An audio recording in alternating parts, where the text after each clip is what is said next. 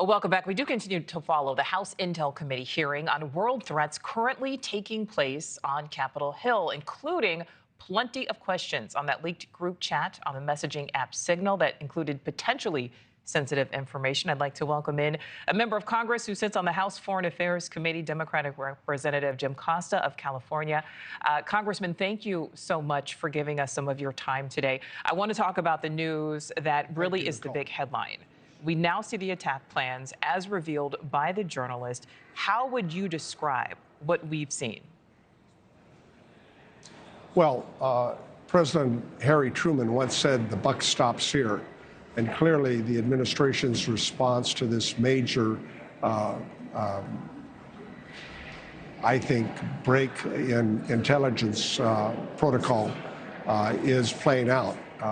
We were compromised, and in doing so, American men and women were put at risk unnecessarily. Thank God no one was killed or injured as a result of this breach in protocol. But it's very clear in the testimony today that the national intelligence person is now walking back her comments in her testimony of yesterday. I don't get it. There was a breach in protocol, and they ought to owe up to it.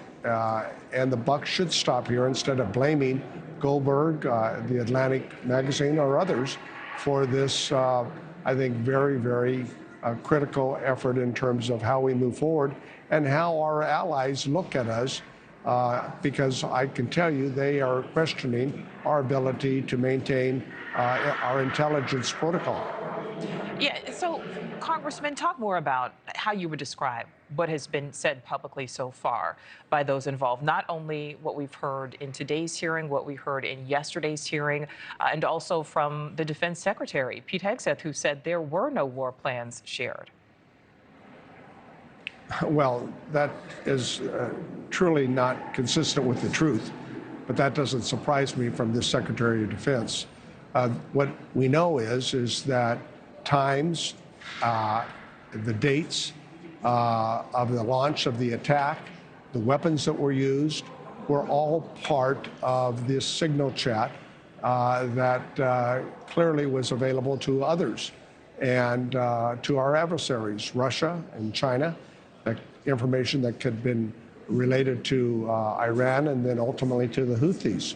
So clearly, why don't they just own up to it, that they made a mistake, that this conversation that was had by the highest levels of our American defense makeup should have done the appropriate protocol, which is what we do as members of Congress. When we get regularly classified briefings, as you know, we are required to go to sensitive compartment information facilities called SCIFs to have those conversations. There are clear protocols within the CIA, the Department of Defense, the Department of State on how these conversations should be taking place. They were not followed. That's clear. Congressman, do you think someone should be disciplined, possibly fired, and if so, whom?